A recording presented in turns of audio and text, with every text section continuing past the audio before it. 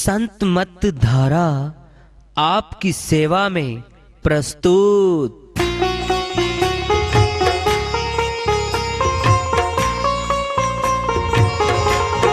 जो चाहता है प्रभु प्यारा वो आओ संत मत धारा। भक्ति भेद बता कर सारा वो कर दे भव के पारा। जो चाहता है प्रभु प्यारा वो आओ संत मत धारा। भक्ति भेद बता कर सारा वो कर दे भव के पारा। जो चाहता है प्रभु प्यारा।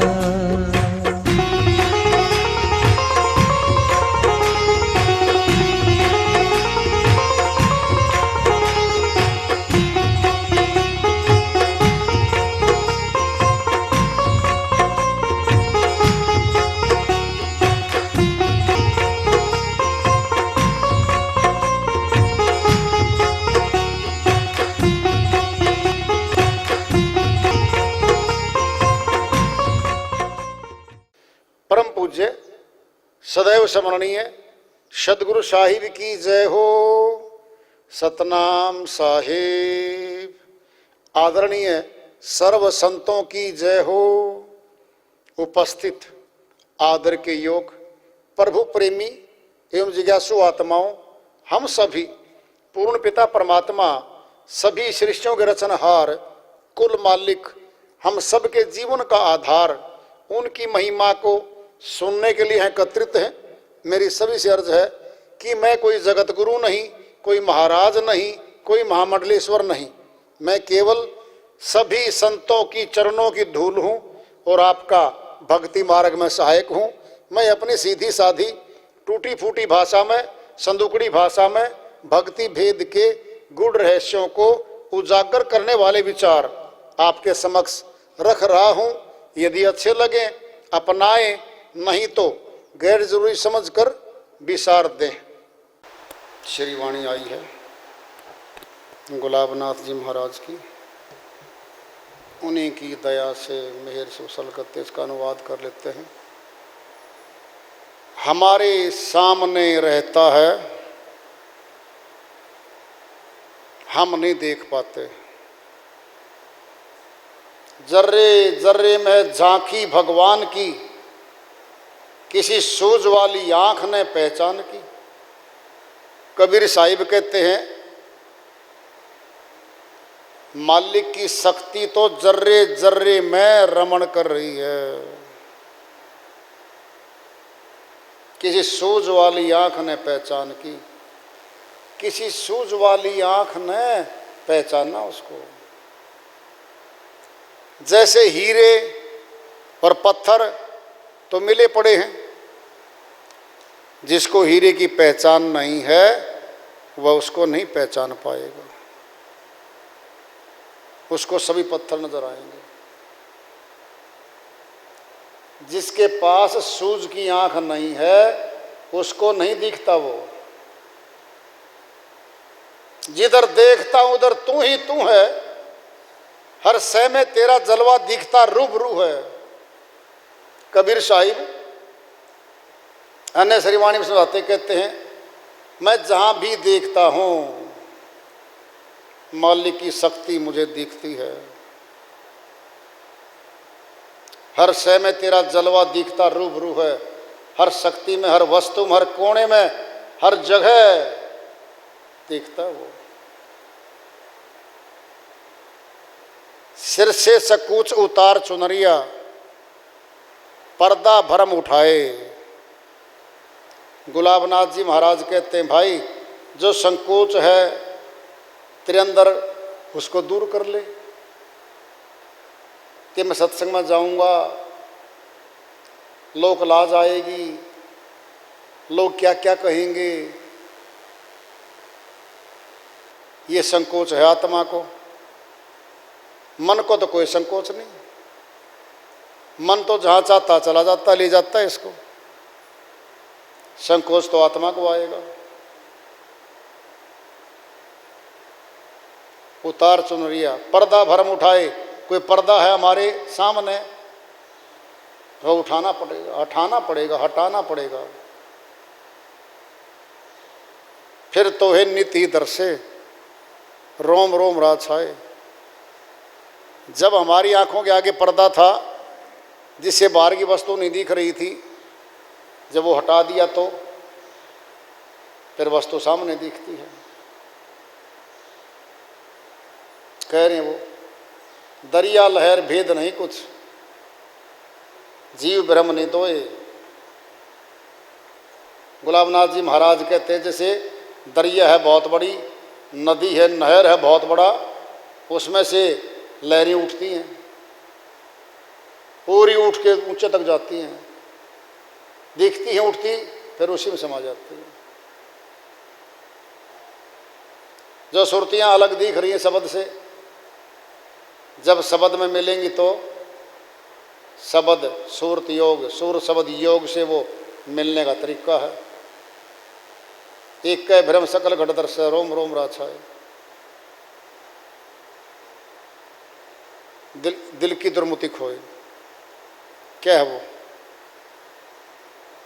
जो हमारे अंदर ये विचार था परमात्मा मिलेगा नहीं मिलेगा, कैसे मिलेगा, कहाँ मिलेगा, कैसा रूप होगा, क्या देगा हमें वो, ये सारे के सारे जितने विचार थे ये सारे हट जाएंगे, दूर हो जाएंगे। और दुर्मति क्या है? ये मन की मति थी, मन ने उसको रोक रखा था। सुमति और कुमति, कुमति काल की है, सुमति सत्पुरुष की है, उसको दूर हटा देगा। फिर कह रहे हैं वो, हाथ में कंगन बांध सुहागिन काहे लिया दुहाग। कहते हैं सुरती, तूने परिवार को, घर को, गृहस्थी को छोड़ के जंगलों में, वनों में, खंडरों में बहुत दूर ले आई अपना आप को, सब कुछ छोड़ के आ गई। अब तुझे वो मिल गया जो घर में बैठ के, कपड़े पहन के, घर में रह के, गृहस्थाश्रम में रह के भी कर सकती है सुरती, वो घर में कार्य कर ले। दुहागिन हो जाना, समाज से कट जाना, दूर हो जाना।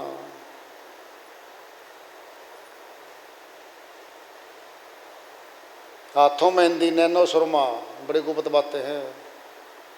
प्यारे श्रीनाथ गुलाब, कहते वो तो प्यारा है भाई, गुरु भी प्यारा है जिसने भेद दे दिया, और मालिक तो अति प्रिय भाई।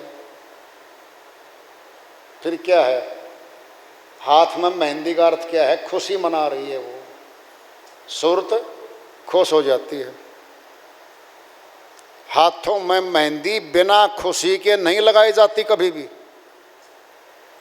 जब आत्मा खुश होती है तो हाथों में मेहंदी रचाती है वो। संसार में तो संसार में देख लो, और ऊपर वाली तो बात ही अलग है। उसमें तो मस्ती में कई बार सूरत नाचती भी है। झूम झूम कर नाचो आज, गाओ आज, हैं? बहुत खुशी मिलती है उसमें। शब्द का दर्शन जब होता है सूरत को बहुत खुशी मिलती है। लेकिन इसमें एक बहुत बड़ी बात आती है बीच में। हमारे प्रारब्ध, हमारे कर्म पुंज हमारे साथ रहते हैं भाई, ध्यान से सुन लो। किसान बीज बोता है पूरे खेत में, कुछ कोने खेत के ऐसे हैं जहाँ बीज अंकुरित नहीं होता। अंकुरित हो गया तो पौधे में विकास नहीं होता, वो छोटा छोटा बढ़ के वहीं रुक जाता है। ये हमारी घट धरती है अंदर की। हमारी घट धरती में जब बीजारोपण हुआ था या हुआ है या हो चुका है, अब कई बार संशय पैदा होते हैं बहुतों को। कुछ सत्संगी साधना करते हैं, घट धरती अच्छी है, जल्दी प्रगटीकरण होता है, जल्दी तरक्की होती है भक्ति मार्ग में। वह सुरती खुश होकर के अनुभूति, आत्म अनुभूति की श्रीवाणी आती हैं, शब्द की अनुभूति की श्रीवाणी आती हैं, और उसमें मालिक जबान में प्रकट होकर बोलता है। फिर वो तुलना करती है अपनी उनके साथ कि मैं भी इसी के साथ उपदेशी रही हूं, लेकिन पहले वाली पूंजी वो तो मिल रही है, उसको मिली हुई है, साथ में लेके आ रही है सुरती। गुणा तो वही होगी। जैसे कैसे, अगर हमें गुरु 100 रुपये चांदी के दिवे उपदेश देते समय, एक के पास तो 1 रुपया भी नहीं था, उसके पास तो 100 रुपये जमा हो गए, और एक के पास तो 1000 रुपये थे, पहले से 100 जुड़ गए, 1100 हो गए। किसी पे 1 लाख रुपए थे पहले से, 100 जोड़ दिए, 1 लाख 100 हो गए भाई। सुनना है, सुनो। हम अपने प्रारब्ध के कारण ही तो परिवारों में, कुलों में पैदा होकर के आ रहे हैं। कोई गरीब है, कोई अमीर है, कोई राजा है, उच्च अधिकारी है। फिर ये कैसे हो रहा है? ये ऐसे ही हो रहा है जहां हमारी पूंजी है लेने की और देने की, वहीं आ रहे हैं हम। एक बाप के पास 100 बीघे जमीन थी, इकलौता पुत्र पैदा हुआ, 100 बीघे का मालिक बन बैठा पैदा होते ही। एक के पास 5 बीघे थी, 5 बीघे का मालिक है। एक के पास 1 बीघा भी नहीं थी, खाली था तो खाली है। और एक के पास बाप के सिर पे 5 लाख कर्जा था। अब बोलो, कर्जदार बन गया। ये हमारे प्रारब्ध कर्म का ही प्रतिफल है। हम जहाँ जहाँ पैदा होते हैं, जिन कुलों में, जातियों में, प्रदेशों में, घरों में, वहाँ है हमारा। ऐसे ही गुरु के द्वारा जो नाम दीक्षित आत्माएं हैं, जब उनमें बीजारोपण होता है, उनकी घट धरतियों में जितनी उपजाऊ भूमि है उतना जल्दी तरक्की होती है भाई। फिर एक बात, अब बीज तो पनप गया, उपजाऊ भूमि में पनप रहा है, थोड़ी कम उपजाऊ देश में पनप रहा है। उपजाऊ भूमि वाला बीज पनप के पौधा बनेगा, और उसमें समय पे पानी न डालें, खाद न डालें, उसकी रक्षा न करें, जो बाहरी जानवर हैं जो खाने आएंगे उसकी रक्षा नहीं करेंगे तो बाहरी जानवर आके खा जाएंगे पत्तों को।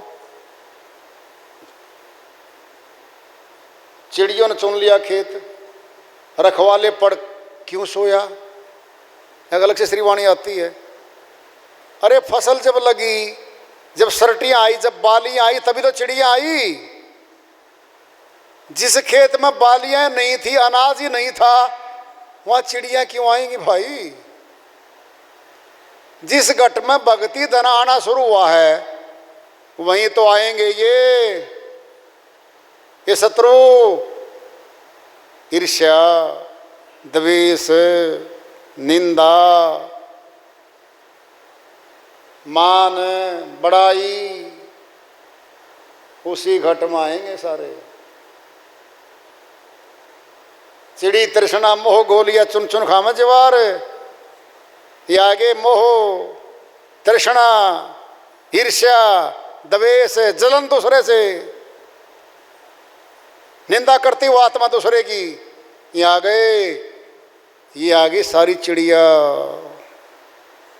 ये चुन चुन खामे जवार, सार वस्तु को खा रही हैं, ये भक्ति की पूंजी को खा जाएंगी ये।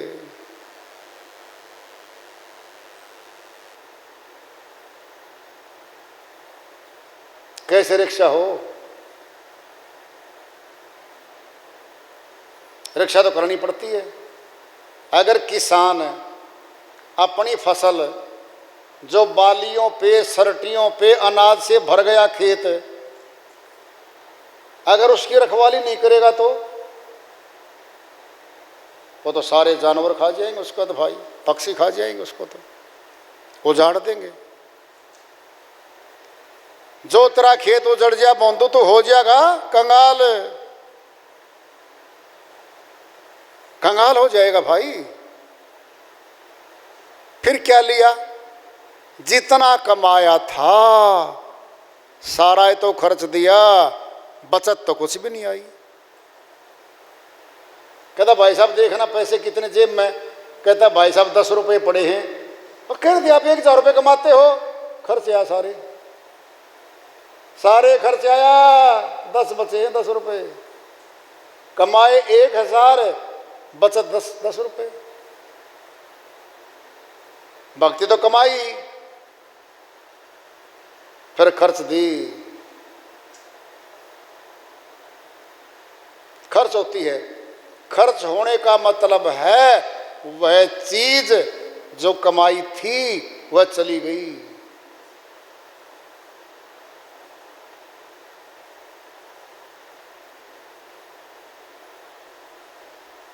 अगर सिमरण करने के साथ साथ लगभग बहुत सत्संगों में ये बातें आती हैं कि रखवाली करनी पड़ेगी भाई।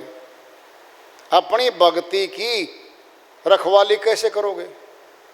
भक्ति धन है, धन इकट्ठा होगा, धन इकट्ठा होते ही चोर आएंगे। किसी कंगाल के डकैती नहीं पड़ा करती, चोरी नहीं हुआ करती किसी गरीब व्यक्ति के। जिसकी झोंपड़ी में 5 किलो आटा नहीं है, 5 बर्तन भी नहीं है, उसका चोर नहीं जा करते। सेठ साहूकार के यहाँ जाते हैं चोर, देखेंगे माल तो अच्छा मिलेगा, वहां जाते हैं चोर। ये आत्मा भक्ति धन कमाने लग गई, ये धनवान हो गई। धनवान होते ही चारों ओर से बार बार चोरियां होंगी। चींटियां कहाँ आती हैं?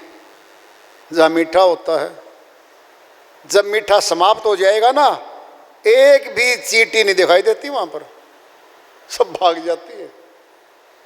भक्ति धन है, भक्ति धन चट करने आती है वो तो।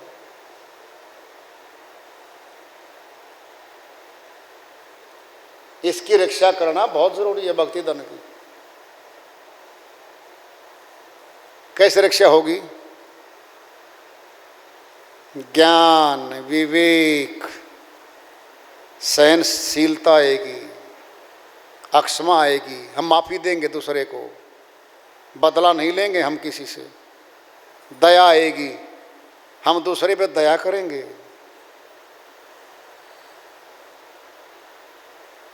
धैर्य आएगा, हम धैर्यवान बनेंगे।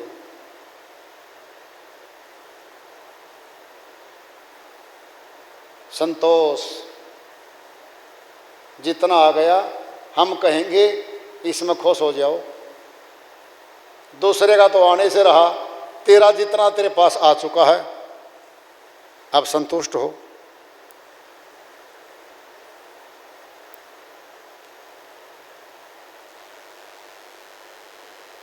जब आवे संतोष धन, सब धन धूल समान। सबसे बड़ा संतोष धन। जब संतुष्ट हो जाता है व्यक्ति, वो धनवान हो जाता है वास्तव में। धन तो मिल जाता है, लेकिन मन की गरीबी दूर नहीं हटती। पद मिल जाता है, ऊंचा पद पाने की लालसा बनी रहती है।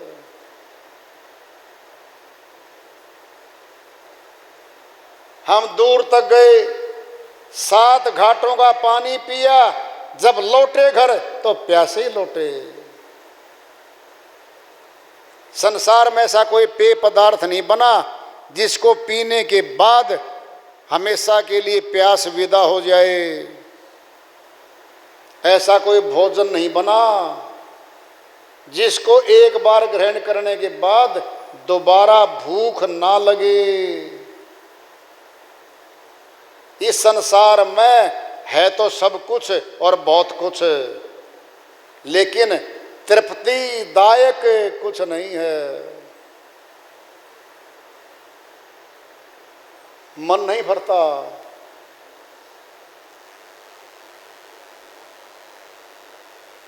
सब चाहता मनुष्य परमात्मा की भक्ति के धन को चाहना सबसे बड़ी चाहत बताई गई है।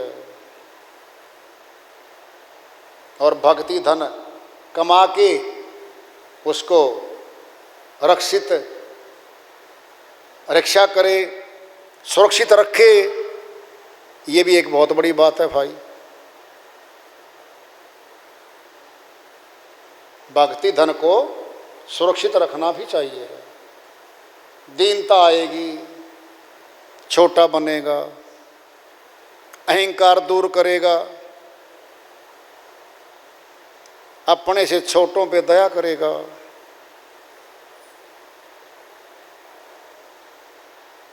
मनुष्य के ऊंचे गुण उसमें आ जाएंगे, मानवता आ जाएगी, इंसानी श्रेष्ठ गुण आ जाएंगे उसमें। उसके व्यवहार से साफ पता लगेगा। परख करनी है किसी की, कर लो परख। जिस मनुष्य को हम एक बार मिलते हैं, 2 बार मिलते हैं, फिर बार बार मिलने को दिल चाहता है उस मनुष्य को, इसका अर्थ क्या है? उसमें विशेषताएं हैं, उसमें अच्छे गुण हैं, उसको आत्मा चाह रही है। जिस व्यक्ति को 1-2 बार मिलने के बाद जीव चाट होता है, दूर हटने को दिल करता है, उसके पास बैठने को दिल ही नहीं करता, समझो नकारात्मक विचारों से भरा हुआ व्यक्ति। उसके पास बैठते ही निंदा शुरू हो जाती है, या वो करो या वो निंदा सुनो। इसका अर्थ क्या है? उसके पास लोग बैठना कम कर देते हैं। ये पहचान है।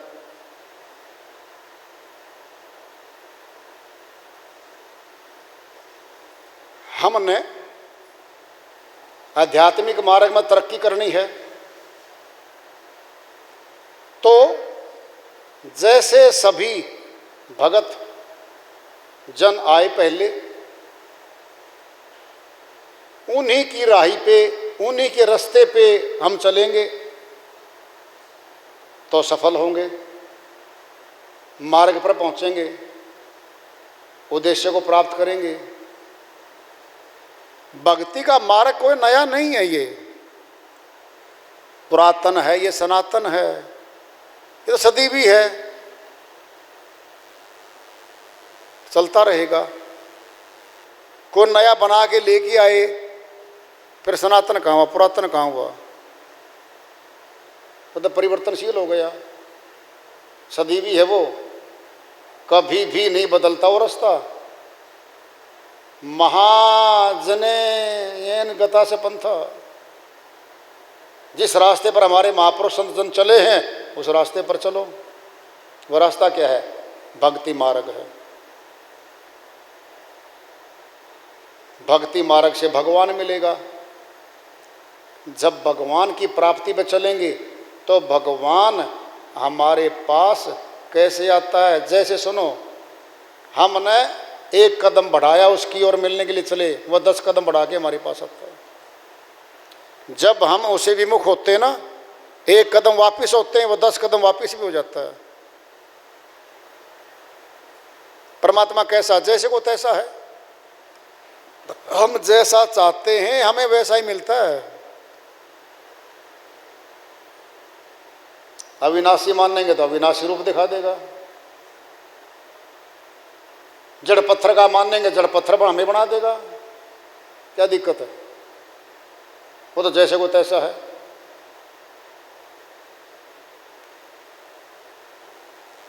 निर्भर हमारे पे करता है। हम अपना कल्याण करने आते हैं यहाँ पे, ये अपना नुकसान करने आते हैं। केवल कल्याण, केवल लाभ कर लो, नुकसान क्यों करते हो अपना?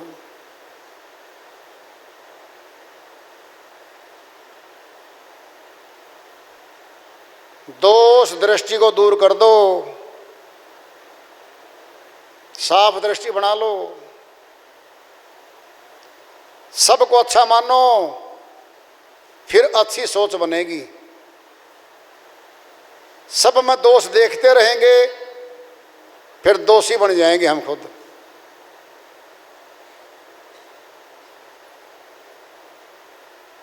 तो भक्ति मार्ग पे चलना, सुरक्षित चलना बड़ा कठिन कार्य है।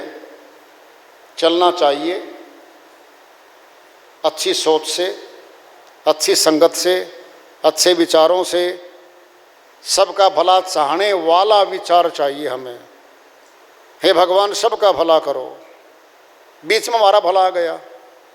हे भगवान मेरा भला कर, स्वार्थी हो गया,